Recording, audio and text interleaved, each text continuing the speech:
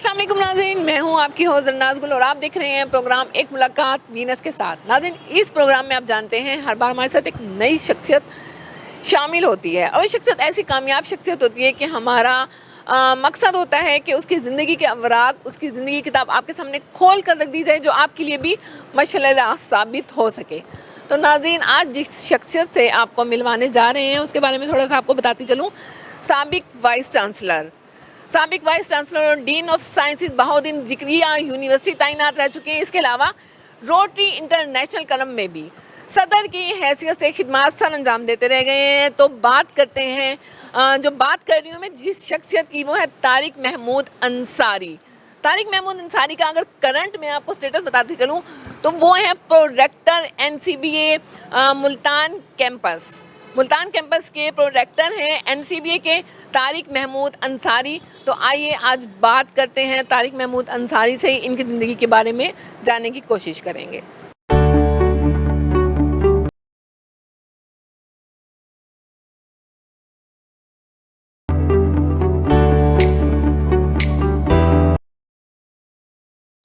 جس مہمان شخصیت کی میں بات کر رہی تھی ان کے بارے میں تھوڑا سا پھر بتاتی چلوں۔ پروفیسر ڈاکٹر طارق محمود انصاری، سابق vice chancellor Bahauddin Zakariya university, prorector national college of business administration and economics Multan sub campus.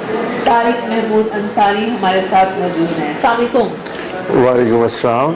کیا حال ہے؟ جی فائن، بہت شکریہ۔ میں سب سے پہلے تو وینس چینل کی تمام ٹیم کا آپ کا مشکور ہوں کہ آپ ہمارے national college of business administration and economics میں یہاں تشریف لائے اور آپ سے آج مختلف پہلوؤں پہ جو ہے وہ گفتگو ہوگی۔ شعبہ تعلیم میں آپ کی اتنی خدمات ہیں، آپ کے اندر اتنا ٹیلنٹ ہے، اتنی ایبلٹی ہے کہ مجھے انٹرو دیتے کافی ٹائم لگ گیا کہ میں کس چیز کو مطلب ڈسکس کروں۔ آپ کی کون کون سی ایبلٹی، کون سا ایسا کام خدمات ہے جس کو میں بتاؤں کوئی رہ نہ جائے۔ چلیے وہ تو آپ سے بات چیت ہوتی رہے گی، اور جو چیزیں رہ گئی ہیں آپ کی شخصیت، ہم آج آئی اس لیے ہیں کہ آپ کی شخصیت کو جاننے کا موقع ملا۔ سب سے پہلے آپ بتائیے گا اپنے تعلیمی دور کے بارے میں، تعلیم کے حوالے سے بتائیے گا۔ جی، میں 1961 میں ملتان کی ایک میں پیدا ہوا اور میرا ملتان شہر سے تعلق ہے۔ میرے والد محترم میاں شوق انصاری صاحب، میری والدہ سلمہ صاحبہ کی ایک بڑی خواہش تھی کہ ہم اپنے بیٹے کو ملتان کے بہترین جو تعلیمی ادارے میں پڑھائیں۔ تو 1966 میں مسلم KG اسکول میں میرا ایڈمیشن ہوا۔ یہ وہ زمانہ تھا جب تعلیم کی اہمیت اور بچوں کو بہترین گائیڈنس والدین کی ایک کہہ لیں خواہش تھی، بڑی شدید خواہش تھی اس دور میں۔ تو اور ہمیں اس وقت بڑی بہترین ایجوکیشن دی گئی۔ مجھے یاد ہے کہ کلاس 2-3 میں ہم لوگ آکسفورڈ یونیورسٹی کی بکس جو ہیں وہ پڑھا کرتے تھے۔ پھر اس کے بعد ہم لوگ 5th پاس کر کے تو گورنمنٹ مسلم ہائی اسکول ملتان میں آ گئے۔ آکسفورڈ کی جو آپ لوگ بکس پڑھا کرتے تھے، نصاب میں بات ہے آکسفورڈ کا تھا اور کافی ٹف ہوتا ہے، تو اس حوالے سے آپ کو گائیڈ کس نے کیا؟ والدین کے بارے میں بتائیے کہ اسی طریقے سے ایجوکیٹڈ ہیں اور والدین مطلب کوئی ٹیوشن تھی یا والدین خود آپ کو پڑھاتے تھے؟ نہیں، میرے جو پیرنٹس تھے وہ اس وقت پیدا ہوئے جب تحریک پاکستان کا دور تھا اور پاکستان مارز وجود میں آیا، تو وہ اپنی تعلیم کو اس وقت کنٹینیو نہ کر پائے اپنی پرائمری ایجوکیشن کے ٹائم پہ۔ تو وہ یہ جو آپ نے کہا کہ ہمارے پاس صرف اور صرف جو ہمارے اسکول کے اساتذہ تھے وہی ہمارے گائیڈ تھے، وہی ہمیں ان بکس کو پڑھاتے تھے، تو ڈیفیکلٹیز بہت آئیں اس وقت، یعنی آسان نہیں تھا، کیونکہ یہ تو آپ کو گھر میں ہی ایک بہت اچھا ماحول، ایک بڑا تعلیمی ماحول ملے، آپ کو لوگ پڑھانے والے مل جائیں تو اس میں آسانی ہو جاتی ہے. لیکن اس کے باوجود بھی ہم نے ہمت نہیں ہاری. ہم نے ہائی اسکول میں چلے گئے، محنت کی، اور میٹرک میں سائنس کے سبجیکٹس میں ہائی فرسٹ کلاس لی. اور یہ وہ دور تھا 1977 کا کہ جب لوگ جو ہیں وہ بمشکل پاس ہوتے تھے. تو میں بڑا خوش قسمت تھا کہ ویری ہائی فرسٹ کلاس میں نے لی سائنس سبجیکٹس میں 1977 میں. اور میرے پیرنٹس نے، میری فیملی نے اس کو بڑا سیلیبریٹ کیا. اور طاہر صاحب سائنس ہی کیوں؟ آپ کا اپنا شوق تھا یا والد صاحب کی خواہش تھی؟ نہیں، میں جب 9th کلاس میں آیا تو وہیں سے ہی ہماری جو ہے بچے آرٹس میں یا سائنس میں ان کو ڈیوائیڈ کر دیا جاتا تھا. تو میں نے جب سائنس کی اور بالخصوص کیمسٹری کی بک پڑھی تو اس میں ایک بڑا لکھا ہوا تھا کہ کیا آپ ماہر سائنس بننا چاہیں گے یا کہ آپ جو ہے تحقیقی سائنسدان بننا چاہیں گے. تو مجھے ایسے بڑا خیال آیا کہ مجھے تحقیق کرنی چاہیے، مجھے نئی نئی چیزیں ایکسپلور کرنی چاہیے. تو دیٹ از وائی اس نے میرا انٹرسٹ جو ہے وہ انکریز کیا، اور میں نے پھر سائنس سبجیکٹس آپٹ کیے. سائنس کے ساتھ میں نے ہائی فرسٹ کلاس لی 1977 میں. پھر اس کے بعد میں گورنمنٹ کالج ملتان میں ایڈمیشن لیا. میں نے F S C pre medical کے سبجیکٹس کے ساتھ، اس میں فرسٹ کلاس لی.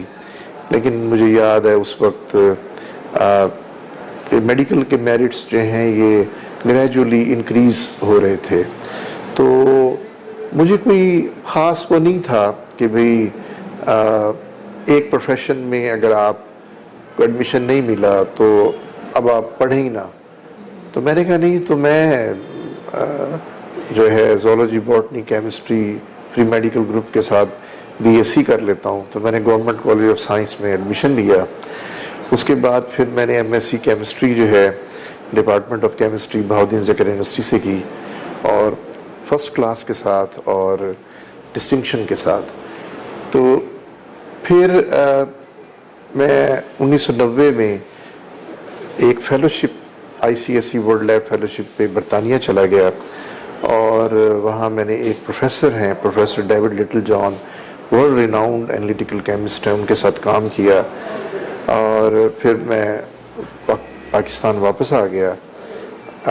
پھر 1996 میں دوبارہ ڈاکٹریٹ کے لیے گیا یو کے میں اور University of Aberdeen Scotland میں.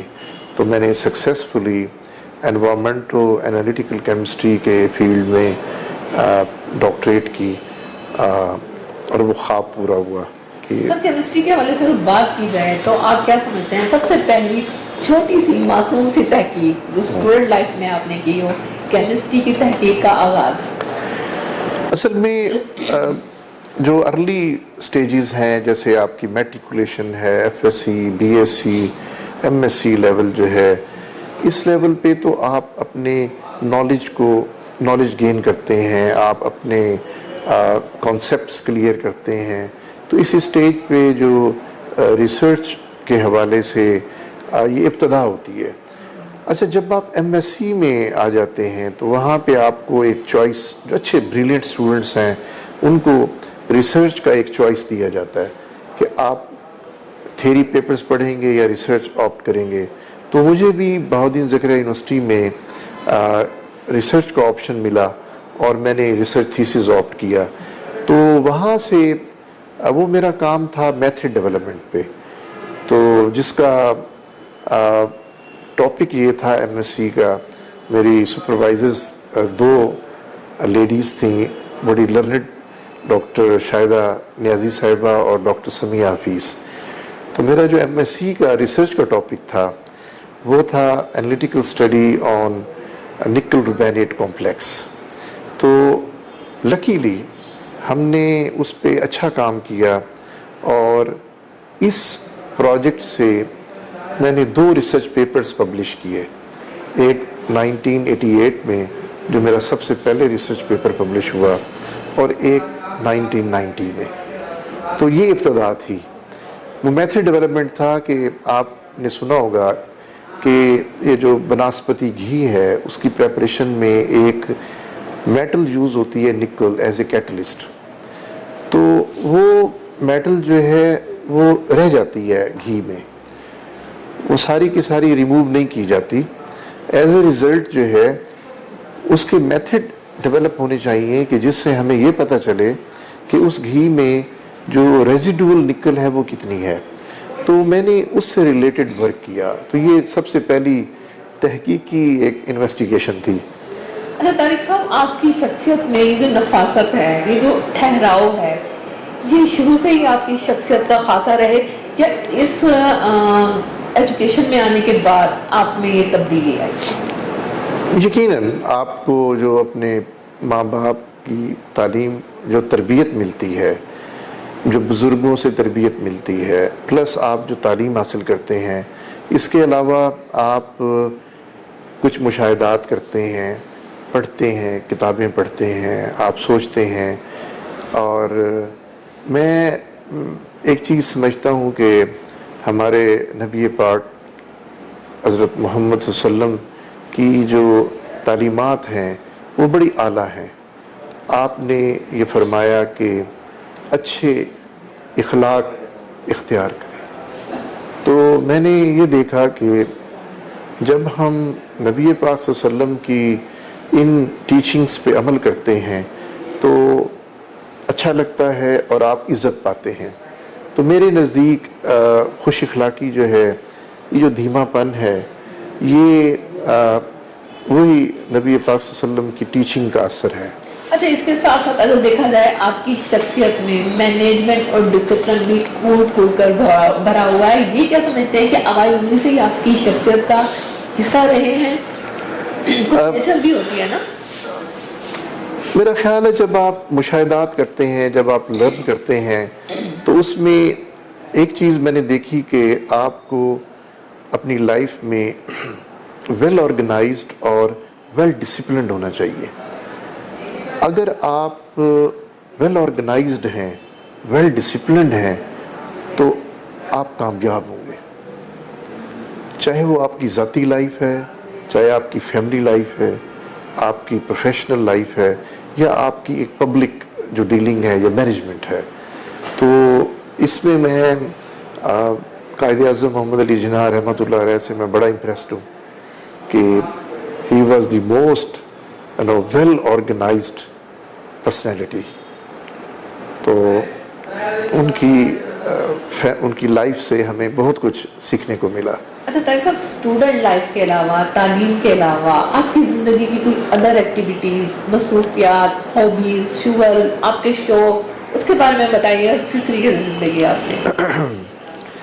میں ٹیبل ٹینس کا بہت ہی اچھا پلیئر رہا ہوں اور ابھی بھی ہوں. ٹھیک ہے.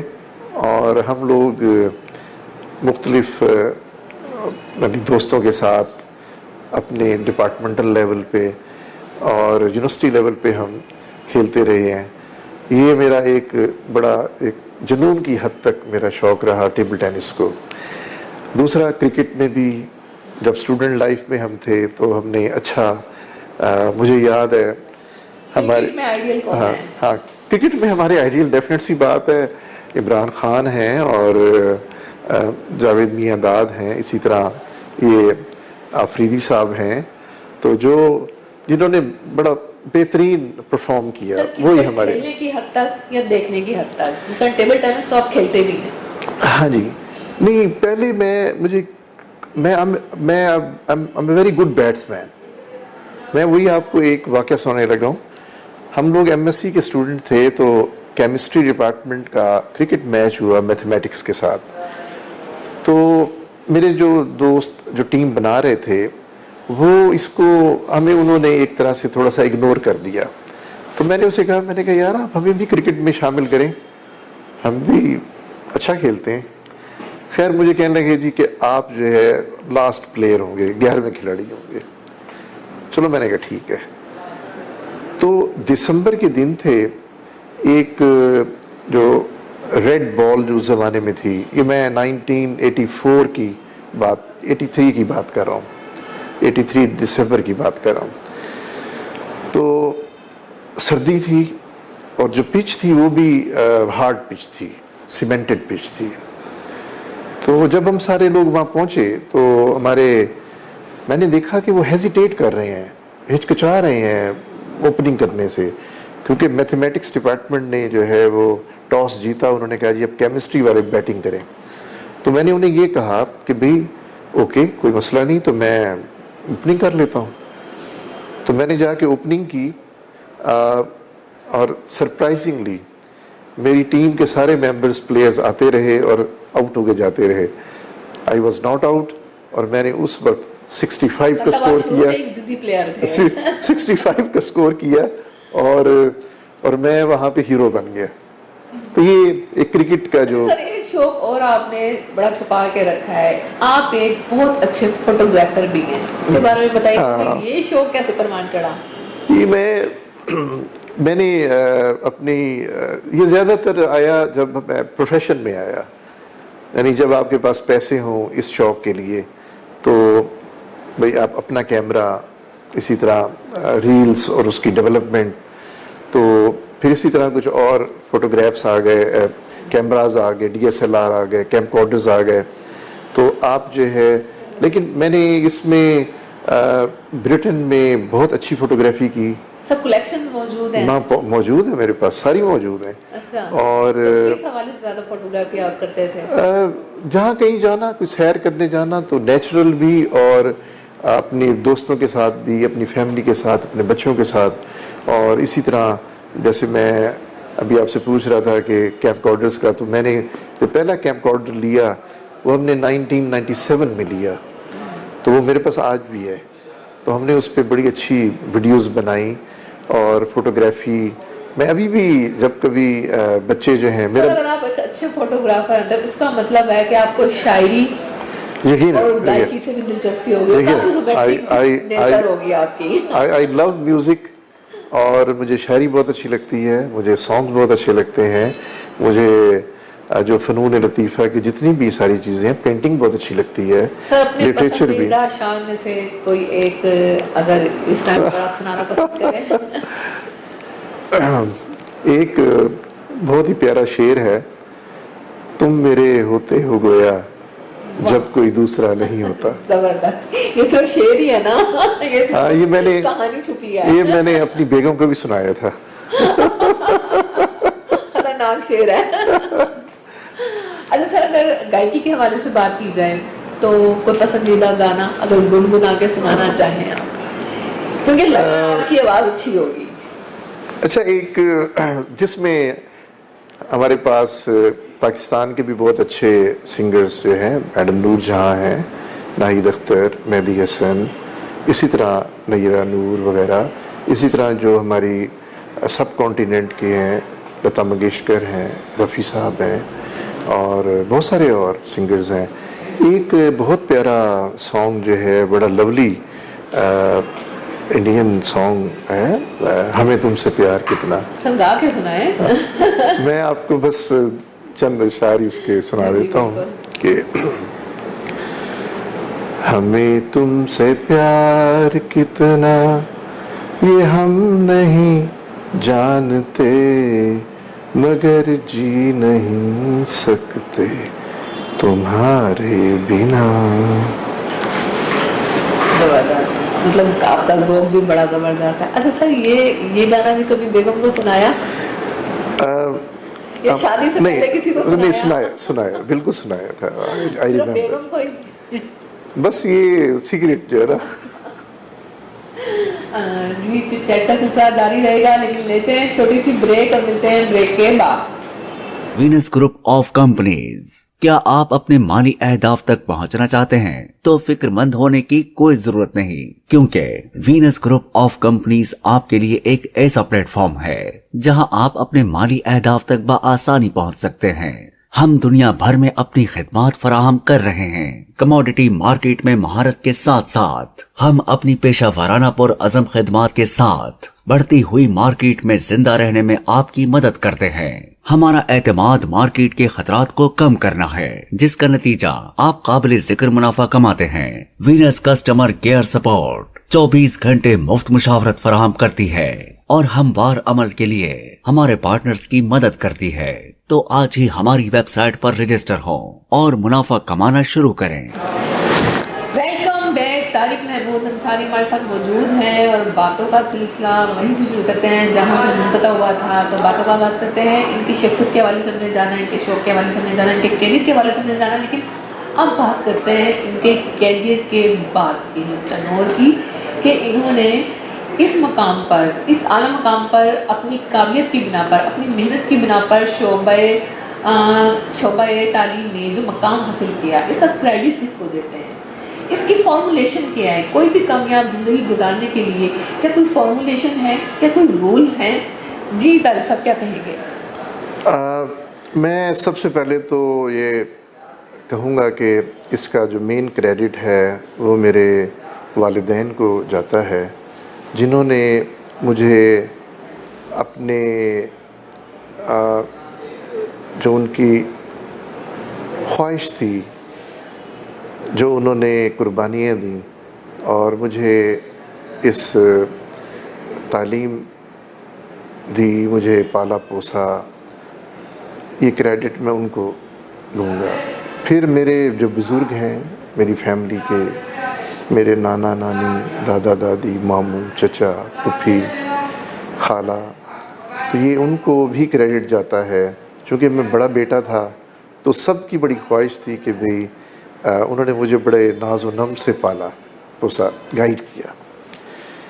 اساتذہ کرام، ناز و نم کے باوجود طبیعت میں ضد نہیں ہے، غصہ نہیں ہے، ہاں جی، حرانی نہیں ہے۔ جی، تو پھر میرے جو اساتذہ کرام ہیں، میں اس لحاظ سے بھی لکی ہوں کہ مجھے بہترین اساتذہ ملے، اسکول میں، کالج میں، یونیورسٹی میں، ایون پری ڈاک میں، ڈاکٹریٹ میں، تو میں اس لحاظ سے بڑا لکی ہوں۔ اور جو چند بہت ہی قابل اساتذہ جو میرے ساتھ میری لائف میں آئے، ان میں میرے اسکول میں تھے چودھری منظور صاحب تھے، ہمارے ہیڈ ماسٹر چودھری عبدالرحمن، بہت ہی اعلیٰ نام ان کا، اسی طرح دیگر اساتذہ بھی، اعجاز صاحب تھے۔ جب ہم کالج سائٹ پہ آئے گورنمنٹ کالج ملتان میں، تو لکیلی مجھے بہترین جو پی ایچ ڈی اساتذہ ہیں انہوں نے پڑھایا۔ ڈاکٹر نصیر صاحب تھے ہمارے کیمسٹری کے ٹیچر۔ اسی طرح جب ہم زولوجی، باٹنی، کیمسٹری میں گئے تو ڈاکٹر الا حمد الملک صاحب سائنس کالج میں، اور عثمان صاحب۔ اسی طرح جب میں اسی طرح اے افتخار صاحب تھے، اللہ ان کو غریق رحمت کرے۔ ڈاکٹر ارشاد ہمارے، اور ایک انگلش میں مظفر محمود خان صاحب، بڑے ہی اعلیٰ ٹیچر۔ جب میں یونیورسٹی میں نے ایڈمیشن لیا تو پروفیسر ڈاکٹر اعجاز ملک، پروفیسر ڈاکٹر اسحاق اختر صاحب، ڈاکٹر شاہدہ نیازی صاحبہ، ڈاکٹر سمیہ حفیظ، اور ان جیسے بڑے قابل اساتذہ نے ہمیں کیمسٹری کی ایجوکیشن دی۔ نہ صرف کیمسٹری کی ایجوکیشن دی بلکہ ہمارے اخلاق، ہماری عادات، وہ اس پہ بھی انہوں نے بہت گائیڈ کیا۔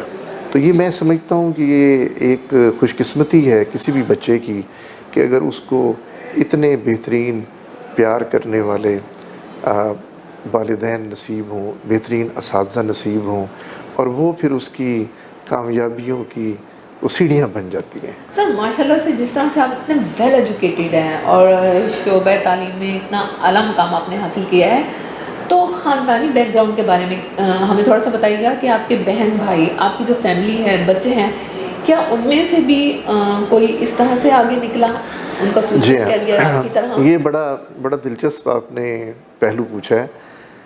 جو شمع میرے والد صاحب نے جلائی تھی، ہم نے اس کو کنٹینیو کیا، اور آپ حیران ہوں گے کہ اگر میں صرف وہی اپنے فادر کی فیملی، اپنی اور انہی کو ہی اگر ہم لے لیں تو یہ ہم تقریباً کوئی 25 کے قریب لوگ بنتے ہیں۔ اور آپ حیران ہوں گے کہ ان 25 جو فیملی ممبرز ہیں ان میں P H D, M Phil, M A, M S C, M B B S, engineers, اسی طرح کمپیوٹر سائنس ایکسپرٹس، گریجویٹس، یہ سارے موجود ہیں. تو مجھے بڑی خوشی ہوتی ہے کہ ہماری فیملی میں تعلیم جو ہے اللہ پاک نے اس کو 4 چاند لگا دیے.